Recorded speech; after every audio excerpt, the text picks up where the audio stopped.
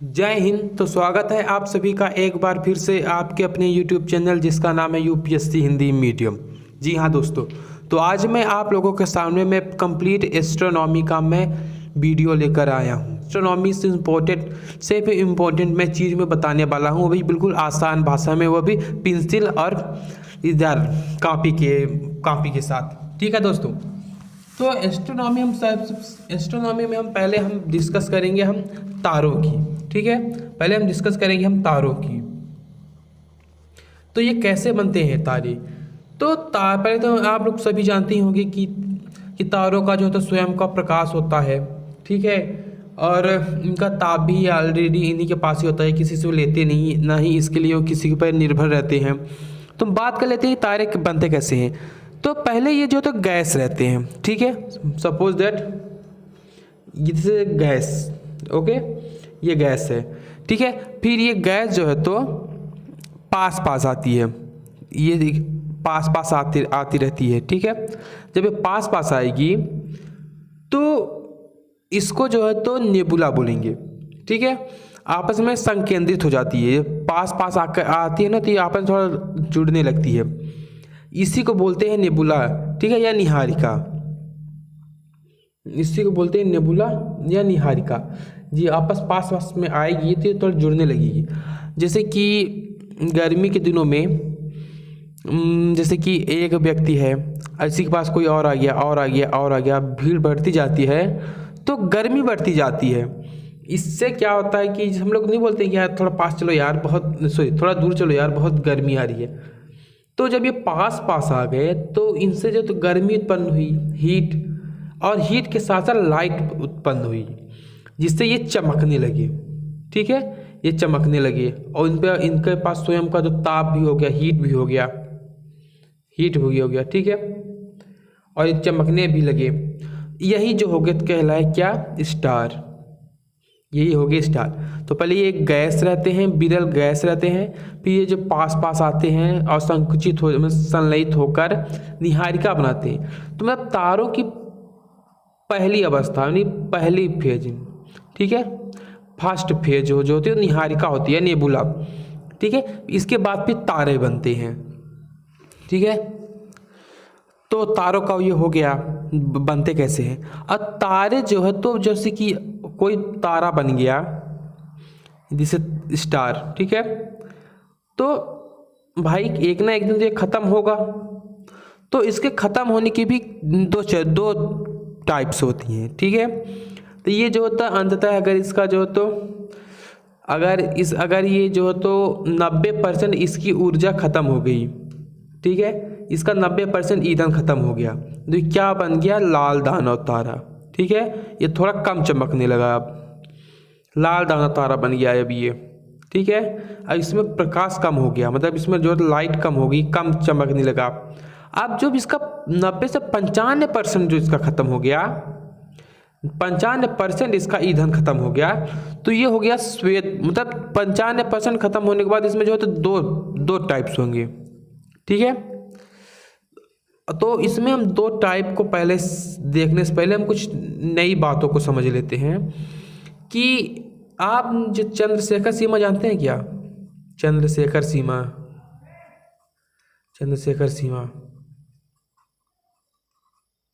चंद्रशेखर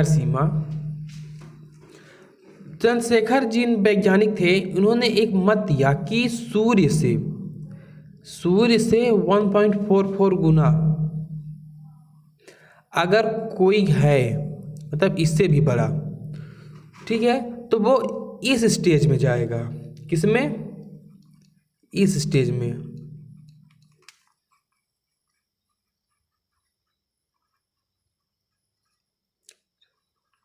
ठीक है, अगर सूर्य से अगर ये बड़ा है तो इस स्टेज में जाएगा।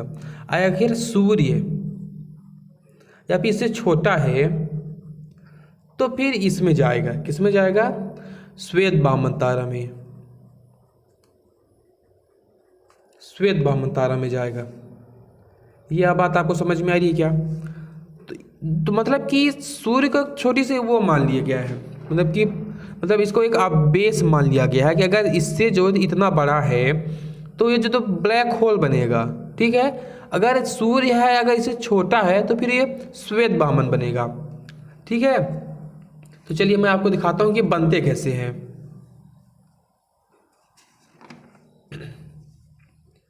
तो अगर लाल दाना तारा के बाद जो अगर मैं लाल दानों के बाद अभिनव तारा बनता है।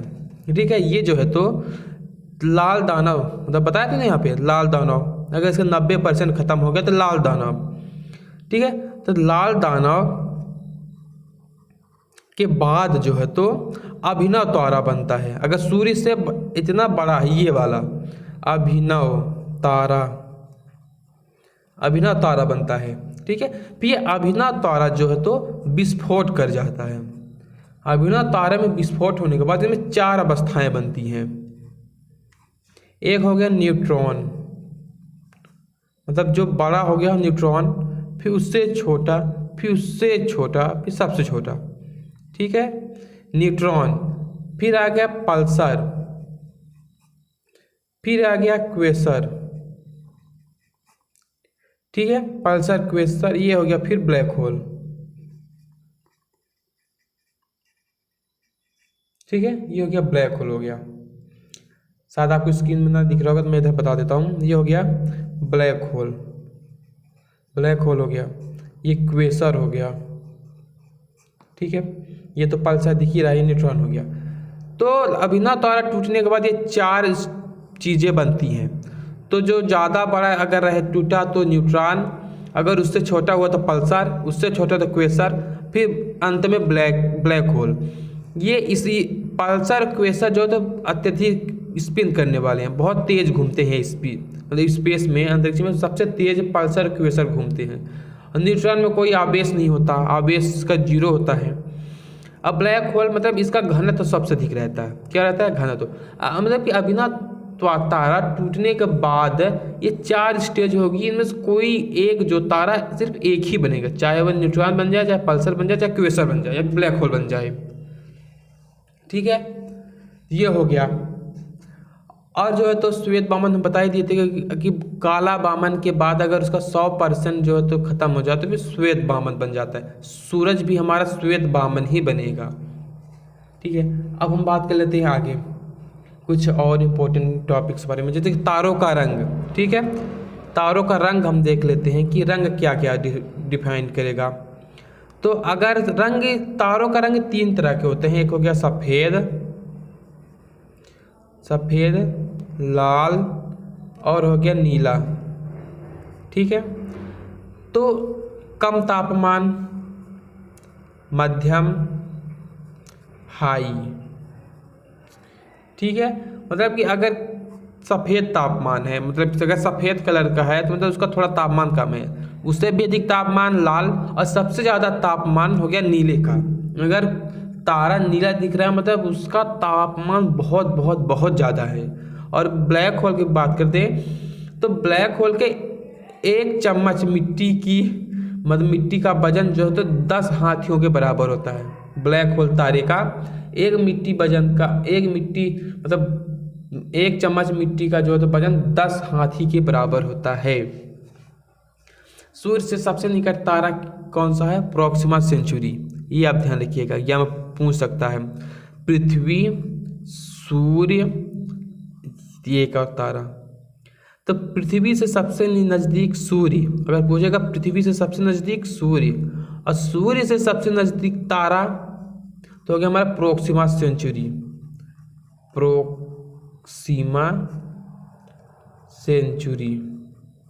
ठीक है, प्रोक्सिमा सेंचुरी। और आगे हम बात करते हैं मंदाकिनी में सूर्य की सबसे नज़दीकी तारा प्रोक्सिमा सेंचुरी। ठीक है, ये ध्यान रखिएगा। और हम बात कर लेते हैं मंदाकिनी का आकार। हमारी आकाशगंगा का आकार तो आप सभी लोग जानते हैं सर्पिलाकार है। ठीक है, और अब हम थोड़ा सा देख लेते हैं कि तारे तो हो गए, जैसे कि हमारे सौर मंडल में कुछ चीज़ें हैं ऐसी, जैसे कि हमारा सूर्य हो गया, सूर्य से निकट हो गया सूर्य हो गया, फिर हो गया हमारा ग्रह, फिर नक्षत्र, फिर आ गया तारामंडल। ठीक है, ये ऐसे जो तो सिचुएशन चलती है। इसकी संख्या तारामंडल की 87, नक्षत्रों की है 727, ठीक है। ओ मतलब कि इसकी संख्या है 89, ठीक है। 89, इसकी 27 नक्षत्र, 8 ग्रह, अकेला सूर्य।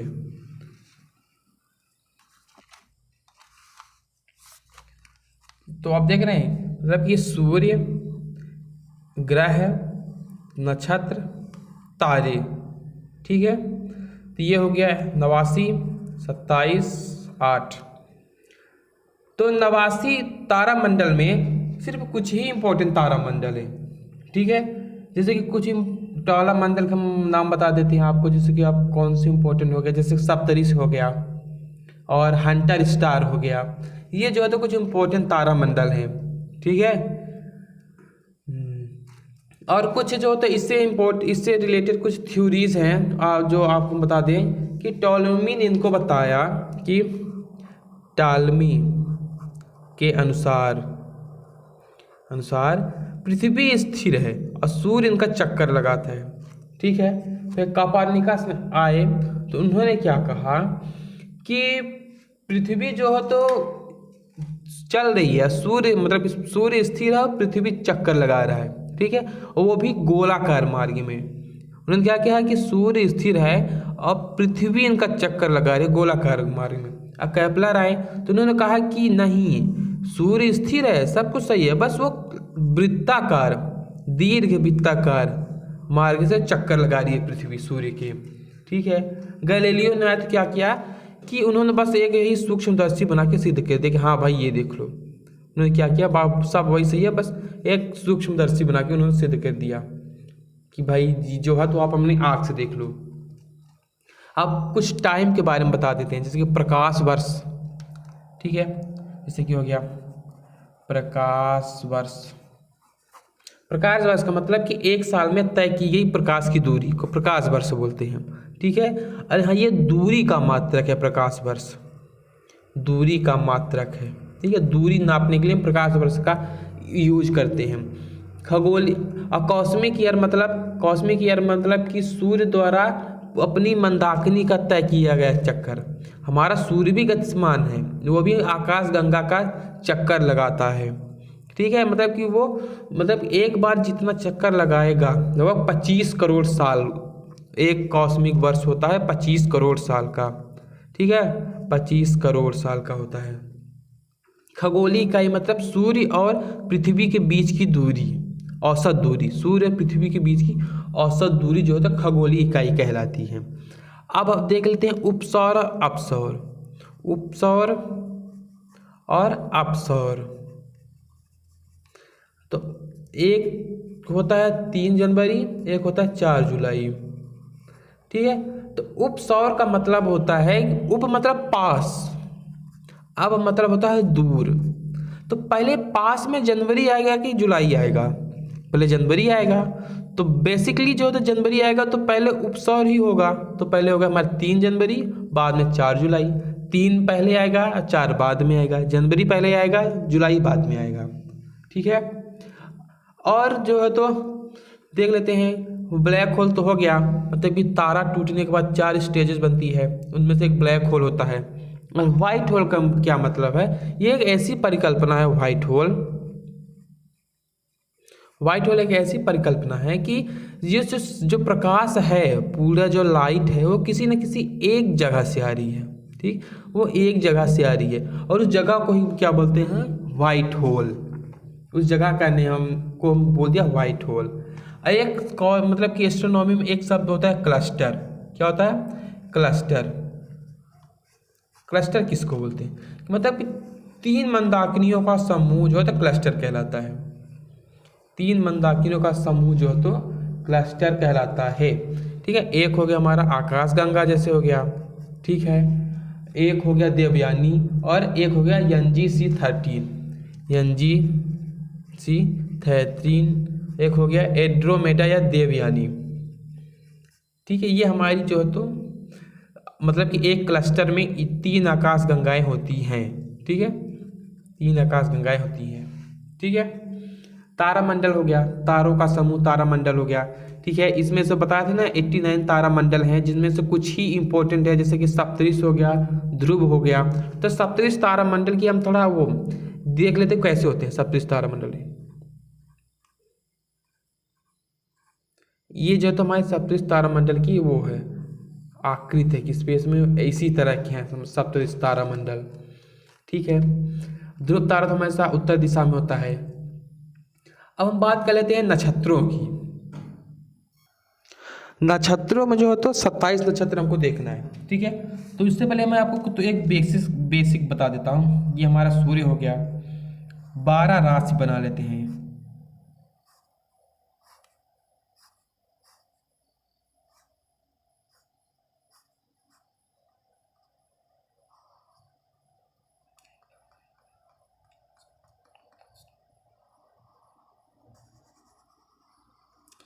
चित्र पे आप ज़्यादा ध्यान मत दीजिएगा, बस आप समझ जाइए बस कि हम 12 राशि बना रहे हैं।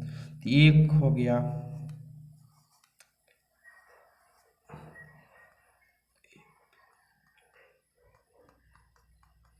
एक यहाँ पे 12 राशि हो गई। ये हो गया हमारा सूर्य, ठीक है। तो एक राशि में 2.5 नक्षत्र होते हैं। ये नक्षत्र हैं 1 2, इसीलिए मैंने इसको बॉर्डर पे बनाया, मतलब 2.5 नक्षत्र होते हैं एक राशि में। और ये जो है तो 30 डिग्री होती है, ठीक है। 30 डिग्री होता है। एक महीना में ये ऐसे 30 डिग्री घूम जाएगा, ठीक है। ऐसे 30 डिग्री जो है तो घूम जाएगा एक महीना में, ठीक है। ये सूर्य हो गया, ये राशि हो गई, ठीक है। बस ये भी सिंपल सा मात्र था। पूछ देखा कितने नक्षत्र, 27 नक्षत्र। एक राशि में कितने नक्षत्र, एक राशि में 2.5 नक्षत्र हो गया। इनके बीच की 30 डिग्री होता है, ये भी हो गया।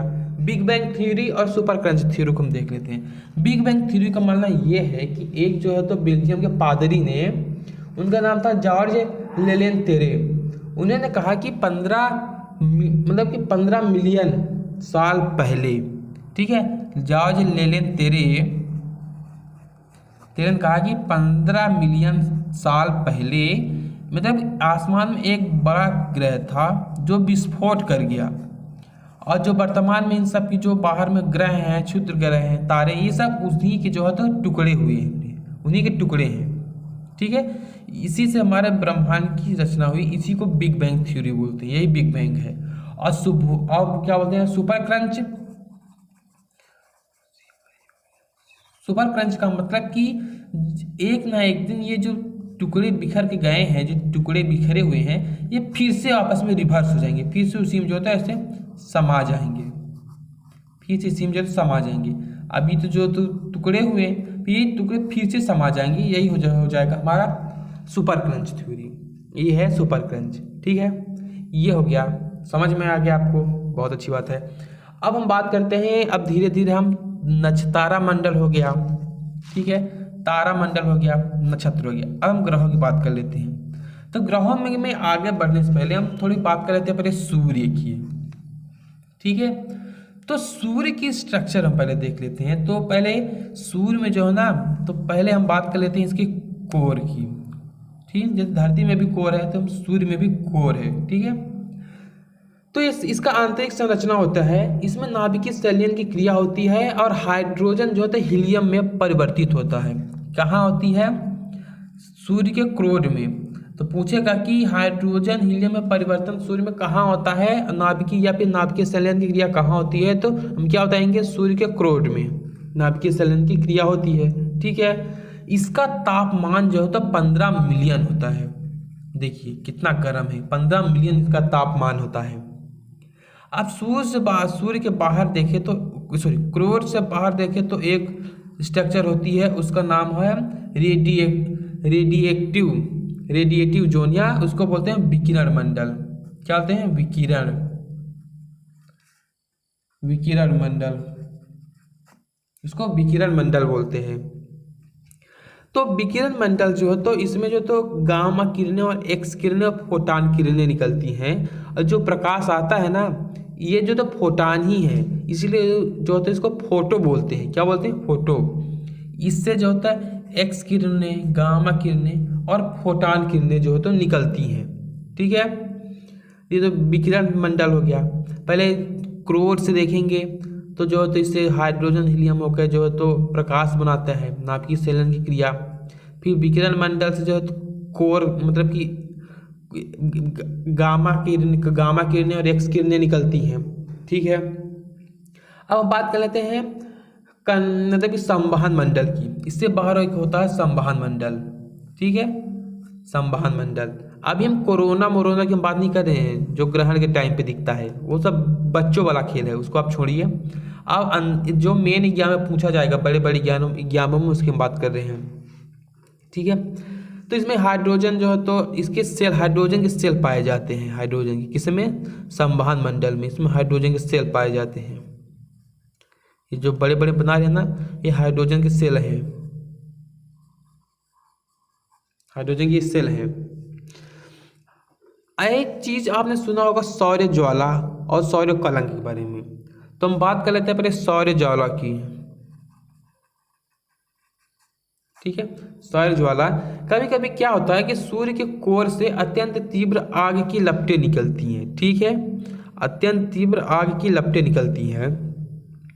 ओके, जो विकिरण मंडल और संवहन मंडल को चीर कर सौर मंडल में प्रवेश कर जाती हैं। जो इन दोनों चीजें सौर मंडल में प्रवेश कर जाती हैं। ठीक है, तो इसी को क्या बोलते हैं? सौर ज्वाला। अब हम बात कर लेते हैं कि सौर कलंक की।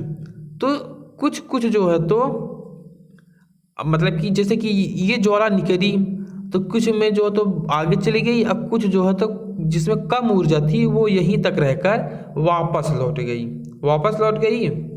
इससे क्या बोलते हैं? सौर कलंक। जो बाहर चली गई सौर ज्वाला, जो वहीं से लौट आई उसको क्या बोले? सौर कलंक।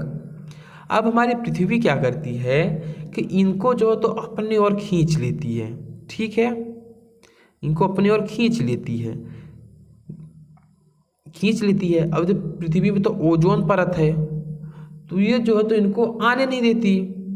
जब आने नहीं देती तो ये किरणें क्या होती हैं? जो वायुमंडल से छलक कर, ठीक है, छलक कर ऐसे बाहर चली जाती हैं। तो पृथ्वी का ये हो गया उत्तरी ध्रुव, ये हो गया दक्षिणी ध्रुव। तो इधर जो है तो अरोरा का नाम आपने सुना है? अरोरा जो नीली और हरी कलर की दिखाई देती है, ये यही है, सौर ज्वाला ही है, जो वायुमंडल से टकराकर उसे बाहर चली जाती है। तो तो अरोरा का नाम सुना है आप लोगों ने? तो साउथ की तरफ, दक्षिण की तरफ हम अरोरा को क्या बोलेंगे? अरोरा ऑस्ट्रियोलिस। ठीक है, और इसको क्या बोलेंगे? अरोरा बोरियोलिस। अरोरा ऑस्ट्रियोलिस और अरोरा बोरियोलिस। अब इसको याद कैसे रखेंगे अरोरा ऑस्ट्रियोलिस को? तो वो वर्ल्ड मैप में, ये भारत हो गया, इधर और देश होंगे, अफ्रीका हो गया, अमेरिका, ठीक है, तो ऑस्ट्रेलिया दक्षिण की तरफ है, तो ये जो तो ऑस्ट्रेलिया की तरफ जा रही है, तो ऑस्ट्रियोलिस।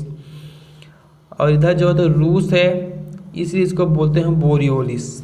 ठीक है, ऑस्ट्रेलिया तो ऑस्ट्रियोलिस, इधर रूस है तो बोरियोलिस।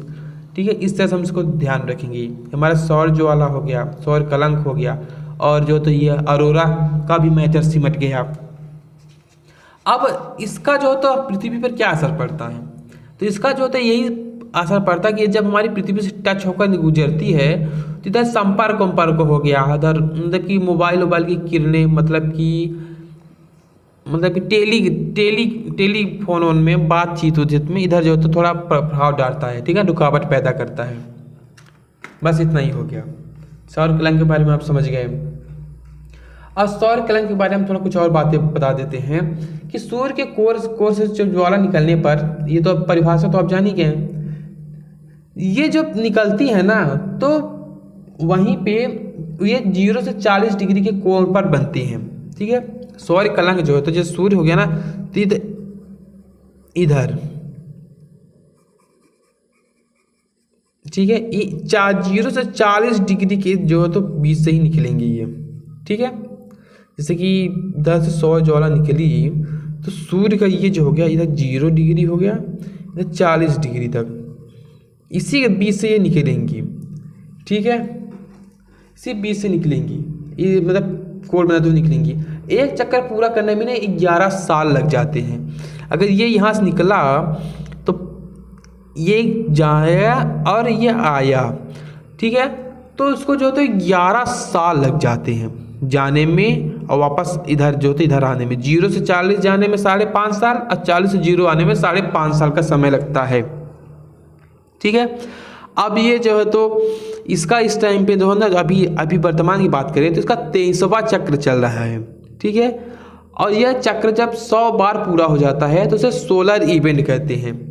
ये जो गया आया 1 गया आया 2, तो जब 100 बार हो जाएगा ना तो इसको क्या बोलते हैं, सौर इवेंट, ठीक है। सौर इवेंट इसको बोलते हैं, सौर इवेंट इसको बोलते हैं। अभी इसका वर्तमान में 23वां चक्र चल रहा है और 2024 में 24वां हो जाएगा। अभी 2013 में जो है इसका 13वां चक्र था, 2013 में इसका 23वां चक्र था और 2024 में 24वां इसका चक्र हो जाएगा।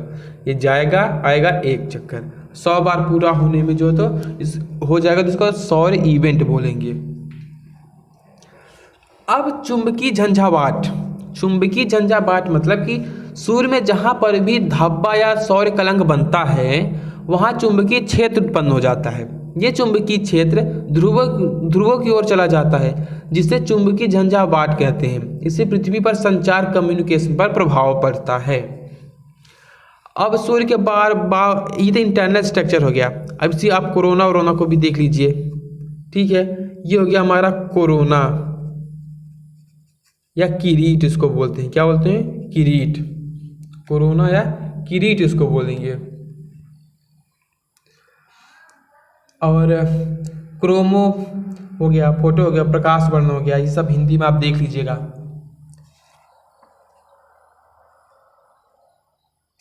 और हम आगे बात करते हैं, तब बात करते हैं ग्रहों की, ठीक है। तो पहले हम ग्रहों के जो तो उत्पन्न की ग्रहों के निर्माण के हम सिद्धांत को समझ लेते हैं, ठीक है। इनकी उत्पत्ति के सिद्धांत की, ठीक है, ग्रहों की उत्पत्ति के सिद्धांत की। तो पहला सिद्धांत आता है एक तारा सिद्धांत, ठीक है। ग्रह अगर यहाँ पूछते कि एक तारा सिद्धांत को समझाइए, एक तारा सिद्धांत।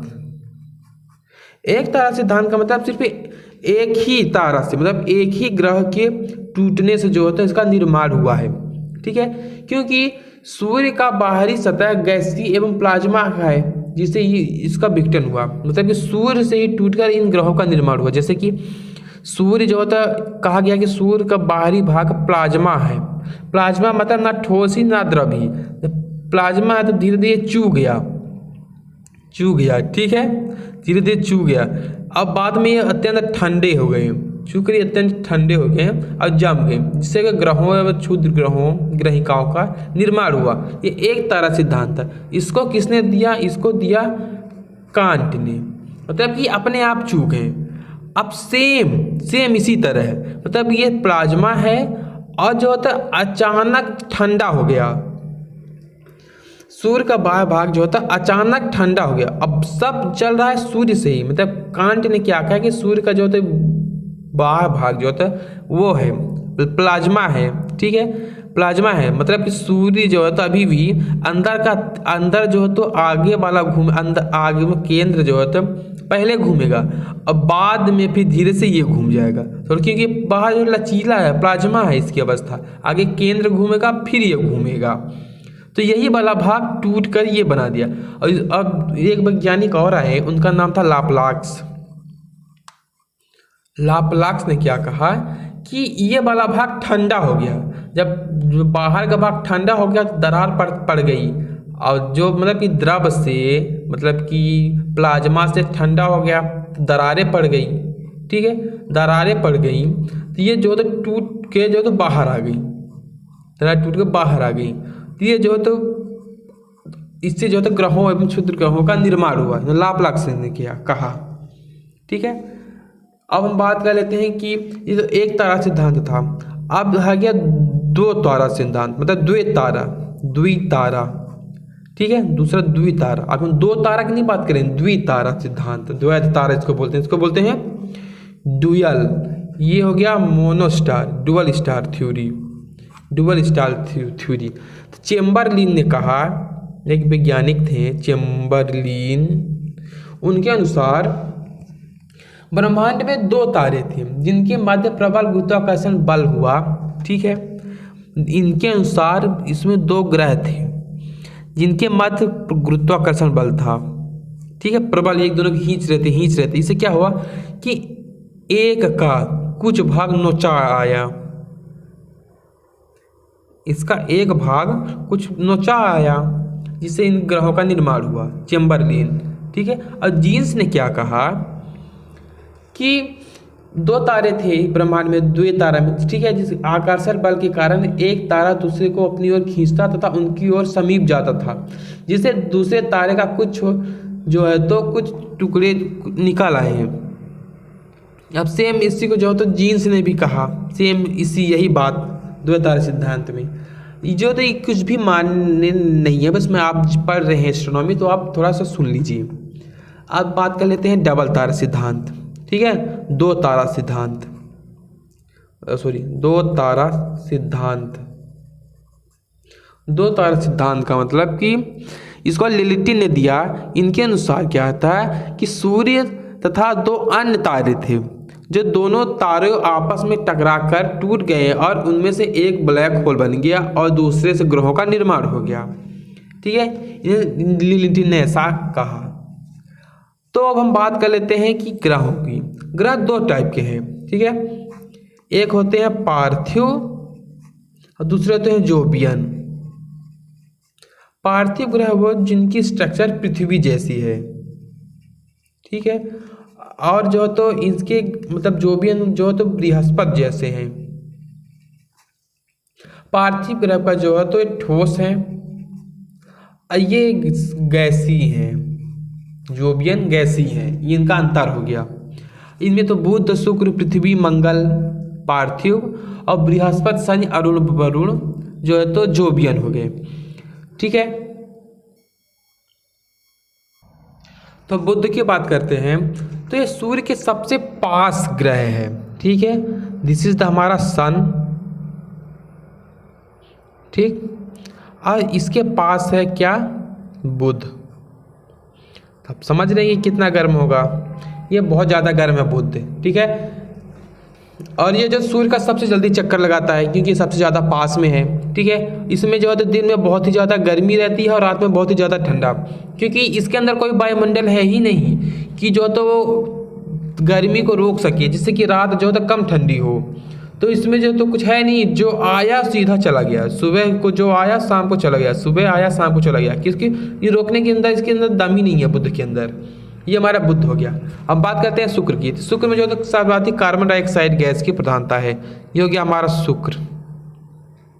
कार्बन डाइऑक्साइड की सबसे अधिक प्रधानता है, इसको प्रेशर कुकर भी कहते हैं। ठीक है, ये सबसे ज़्यादा चमकीला ग्रह है क्योंकि जो प्रकाश गया ना तो ये रोक लेता है अपने अंदर। ठीक है, और जो है तो ये सबसे ज़्यादा गर्म है, भले बुध पास में है लेकिन ये शुक्र जो सबसे ज़्यादा गर्म है क्योंकि ये जो प्रकाश को, सूर्य के आने वाली हीट को रोक लेता है, इसे जाने नहीं देता, इसलिए इसको जो प्रेशर कुकर कहते हैं। पृथ्वी की जुड़वा बहन भी कहते हैं, रात की रानी तो चंद्रमा को बोलते हैं, इसको आप मत टिक कर दीजिएगा।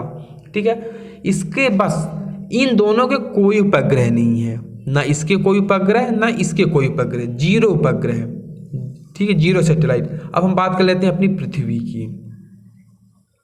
पृथ्वी एक ही मात्र ऐसा गोल्डी लॉक जोन, क्या हो गया, goldilocks zone. Goldilocks zone का मतलब कि वे सभी क्षेत्र जहाँ जीवन संभव है, जैसे कि हमारी पृथ्वी। ठीक है, इसको बोलते हैं गोल्डी लॉक जोन। ओके, पृथ्वी के बारे में क्या बताना है अब आपको। इसका सिर्फ एक उपग्रह है, चंद्रमा हो गया। ठीक है, और हो गया।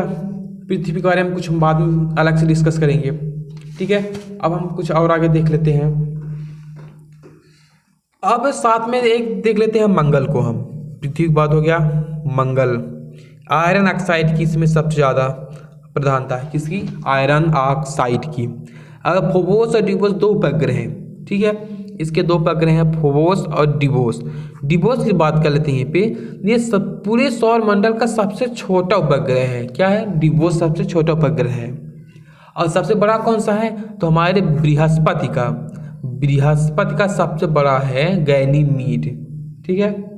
बृहस्पति का सबसे बड़ा उपग्रह है गैनीमीड, ये गैसी जो है तो ग्रह है ये बृहस्पति। अब यहीं पे जो है क्या है हमारा क्षुद्र ग्रह एवं ग्रहिकाएँ हैं, यहीं पे क्या है क्षुद्र ग्रह एवं ग्रहिकाएँ हैं मंगल की और बृहस्पति की कक्षा के बीच में। बृहस्पति में देखा जाए तो इसमें 73 उपग्रह हैं, लेकिन सिर्फ 16 को ही जो है मान्यता प्राप्त है कि इसके सिर्फ 16 उपग्रह हैं।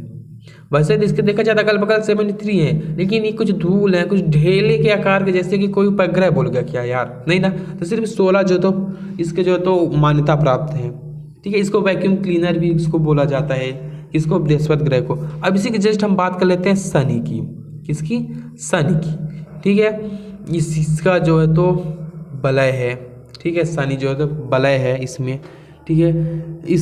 और इसमें जो है तो 62 उपग्रह है, लेकिन मान्यता प्राप्त सिर्फ 21 को है। तो इस मैटर में शनि जो है तो इससे बड़ा है, मतलब कि इसके पास सबसे ज़्यादा उपग्रह हैं बृहस्पति से।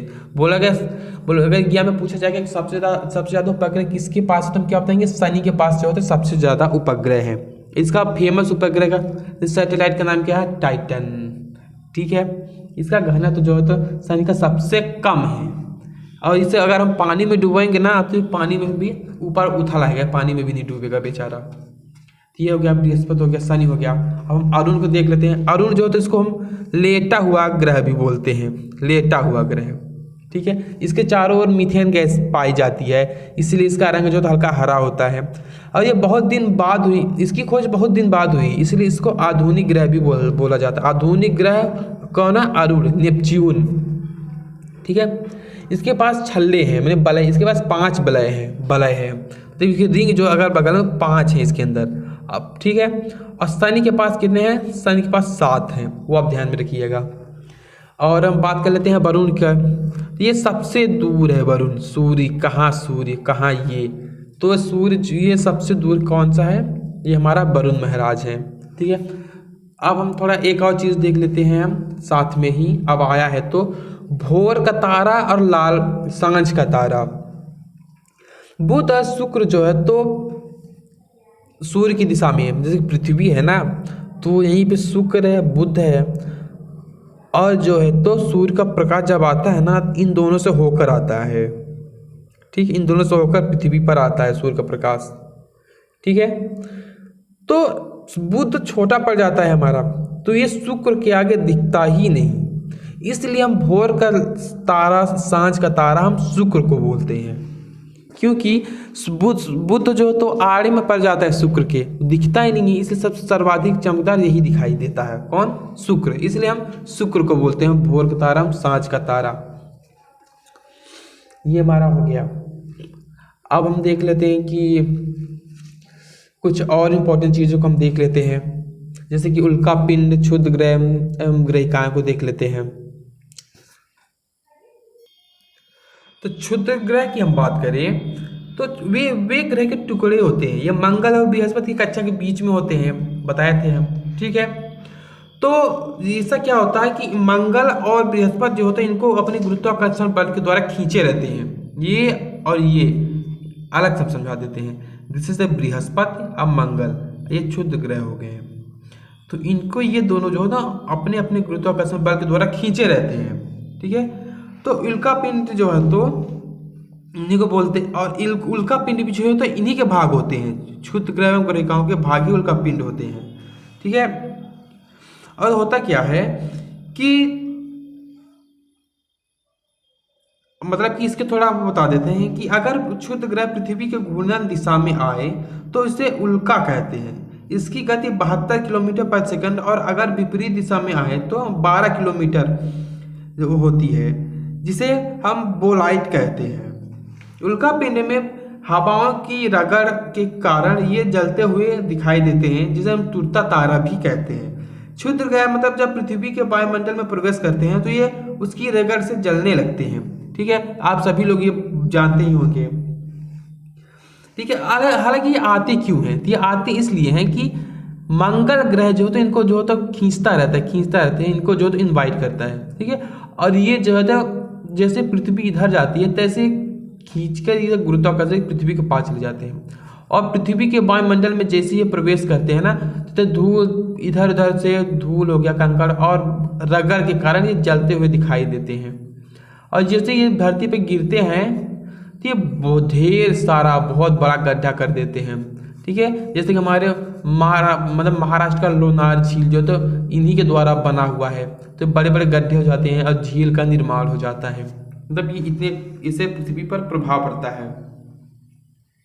ठीक है, और अगर ये पृथ्वी पर गिरते जाएं तो क्या होगा, मतलब अब तक इतने सारे जो तो ये गिर चुके हैं पृथ्वी पर कि पृथ्वी जो है तो झुक रही है, मतलब उसका जो है तो द्रव्यमान बढ़ रहा है। ठीक है, इसका बोझ बढ़ने से पृथ्वी झुक रही है। लगभग 10 इकाई दहाई सैकड़ा, अभी अब दिखाते हैं इकाई दहाई सैकड़ा हजार 10,000 लाख साल पहले जो है तो ये 21 डिग्री पृथ्वी हमारी झुकी थी। कितनी?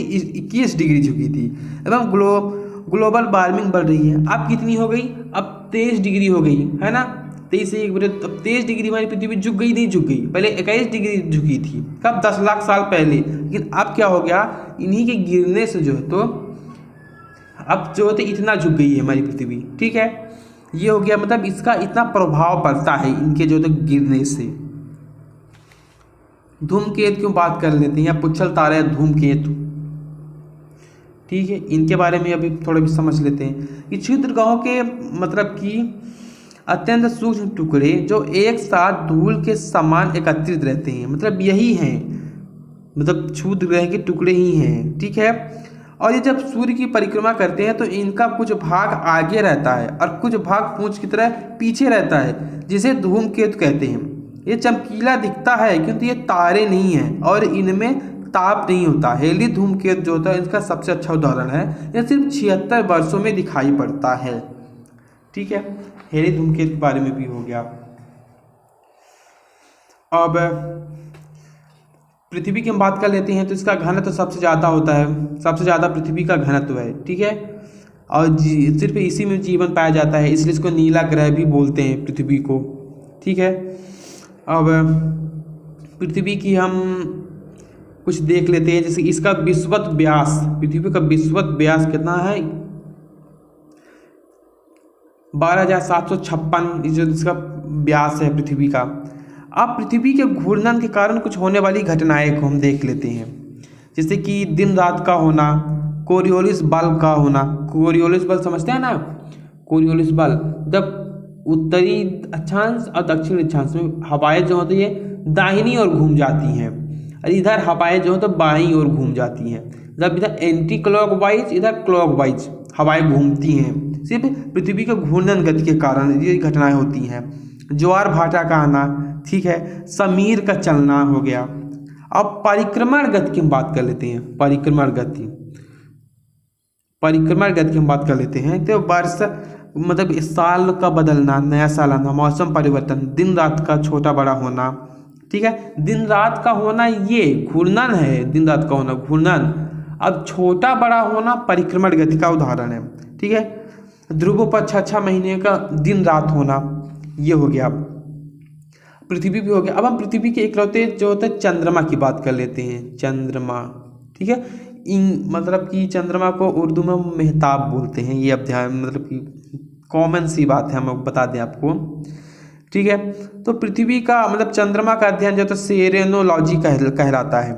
इसके अध्ययन को हम सेरेनोलॉजी बोलते हैं। इसे रात की रानी कहा जाता है, अभी हमने बताई थी। पृथ्वी से इसकी दूरी देख लेते हो तो पृथ्वी या चंद्रमा इसकी बीच की दूरी है 3,84,000 किलोमीटर। ठीक है, और जो तो सूर्य से मतलब चंद्रमा से पृथ्वी पर प्रकाश आने में 1 मिनट 3 सेकंड लगते हैं, चंद्रमा से पृथ्वी में प्रकाश आने में। ठीक है, बस हो गया। चंद्रमा की इतनी सी थोड़ी सी बात थी, हमने आपको बता दिया। और कुछ चंद्रमा का इम्पोर्टेंट बात है वो आगे हम नेक्स्ट पेज में बताते हैं। बात कर लेते हैं चंद्र ग्रहण और सूर्य ग्रहण की। ठीक है, चंद्र ग्रहण और सूर्य ग्रहण की। चंद्र ग्रहण का मतलब होता है कि सूर्य और चंद्रमा, सूर्य चंद्रमा के बीच पृथ्वी आ जाए तो इससे क्या होगा, पृथ्वी को चंद्रमा दिखेगा नहीं, तो चंद्र ग्रहण। अब हम बात कर रहे हैं सूर्य ग्रहण की। सूर्य और पृथ्वी भी चंद्रमा आ जाए तो ऑब्वियसली सूर्य नहीं दिखेगा, इसको बोलते हैं हम सूर्य ग्रहण। दिस इज सो इजी, मतलब जो ना दिखे वही ग्रहण। चंद्रमा नहीं दिख रहा पृथ्वी से तो चंद्र ग्रहण, सूर्य नहीं दिख रहा पृथ्वी से तो सूर्य ग्रहण हो गया। अब जो तो चंद्रमा का जो घूर्णन काल होता है, चंद्रमा का घूर्णन काल और परिक्रमण काल मतलब दोनों सेम ही होता है। कितना होगा, 28 दिन। मतलब ये जितने तेज से ये घूमेगा उतने तेज से उतनी ही गति से परिक्रमण ही करेगा, इसलिए हमको चंद्रमा का सिर्फ एक ही साइड दिखाई पड़ता है। ठीक है, हमें लगता है कि चंद्रमा वैसे का वैसा है, नहीं, वो घूम ही रहा है, इतना तेजी से घूम रहा है कि ऐसा लगता है कि वो एक ही साइड में है। ठीक है, अब कुछ चंद्रमा की और भी कुछ चीज़ें हैं बता देते हैं, जैसे कि रेड मून क्या है। रेड मून मतलब कि चंद्रमा की वह स्थिति जब चंद्रमा पृथ्वी की ऐसी दिशा में रहता है जब सूर्य से आने वाले प्रकाश पृथ्वी के वायुमंडल से प्रकीर्णित होकर केवल लाल रंग चंद्रमा पर पड़ता है। ये इसलिए चंद्रमा हमें लाल रंग का दिखाई देता है, जिसे रेड मून भी कहते हैं। यह घटना सिर्फ 100-200 साल बाद होती है। चंद्रमा में सबसे पहले 1969 में नील आर्मस्ट्रांग जो तो पहुँचे थे। कब, 1969 में चंद्रमा पर कब पहुँचे, कौन थे, नील आर्मस्ट्रांग। ठीक है, चंद्रमा पर पहुँचे थे और जिस जगह पर उन्होंने कदम रखे थे उनका चिन्ह अभी भी जो है तो उनके जूते का निशान है। ठीक है, उनके अभी भी जूते का निशान है चंद्रमा पर। उसको शांति का सागर कहा जाता है। ठीक है, वह मैदान मारिया मैदान, उस मैदान को मारिया का मैदान भी कहा जाता है। उस स्थान पर उल्का पिंड बहुत कम गिरते हैं, इसलिए इस स्थान को शांति का सागर कहा जाता है। मतलब जिस स्थान पर रखे थे उसको शांति का सागर हो गया कहते हैं। ठीक है, और उसको मारिया का मैदान भी कहा जाता है। गोल्डीलॉक जोन जहाँ जीवन की संभावना होती है, अभी हमने बताया थे, तो उसमें जो तो आप हम चंद्रमा, मंगल और पृथ्वी को ऐड कर सकते हैं गोल्डीलॉक जोन में। गोल्डीलॉक जोन में क्या कौन कौन आ गया, चंद्रमा, पृथ्वी और मंगल, ये गोल्डीलॉक जोन में होते हैं। सीजीबी क्या है, सीजीबी जब सूर्य और पृथ्वी के मध्य चंद्रमा आ जाता है, देखने में वो तीनों एक ही रेखा में होते हैं, किंतु चंद्रमा थोड़ा ऊपर या थोड़ा या नीचे रहता है। इस स्थिति में कभी ग्रहण नहीं होता, इसे सीजीबी कहते हैं। सीजीबी का मतलब होता है कि जैसे कि पृथ्वी और सूर्य है ना, इसके बीच चंद्रमा आ जाए, वो हल्का थोड़ा नीचे। ठीक है, हल्का थोड़ा नीचे या फिर हल्का थोड़ा ऊपर। इससे मतलब ग्रहण भी नहीं है, मतलब दोनों दिख रहे हैं। ठीक है, इसी को बोलते हैं सीजीबी। क्या बोलते हैं, सीजीबी। ग्रहण हमने बता ही दिया। ठीक है, और कुछ चीज़ें देख लेते हैं, जैसे युति हो गया, वियुति हो गया। युति का मतलब जब चंद्रमा सूर्य के करीब हो, जब चंद्रमा सूर्य से दूर हो, मतलब चंद्रमा जब सूर्य के करीब हो।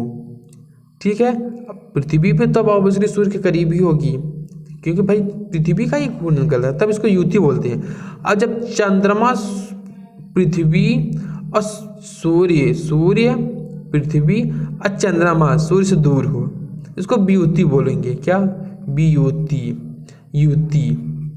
ठीक है, युति वियुति भी हो गया। तो ये रही हमारे चंद्रमा से संबंधित कुछ बातें हो गई। ठीक है, सूर्य ग्रहण जो है 7 से 8 मिनट के लिए लगता है और चंद्र ग्रहण जो है 4 से 5 घंटे तक लगा रहता है। तो आपको ये हमारा एस्ट्रोलॉजी का वीडियो कैसा लगा, आप हमें ज़रूर बताइएगा। और हाँ, हमारी इस मेहनत को आप थोड़ा सा लाइक और सब्सक्राइब के माध्यम से हमें थोड़ा मदद ज़रूर कर दीजिएगा। तो मिलते हैं अगली वीडियो में, तब तक के लिए बाय। और इतना लंबा वीडियो देखने के लिए आपको वेरी वेरी थैंक यू कि आपने अपना कीमती समय दिया। तुम चलते हैं अगले वीडियो में, तब तक के लिए बाय।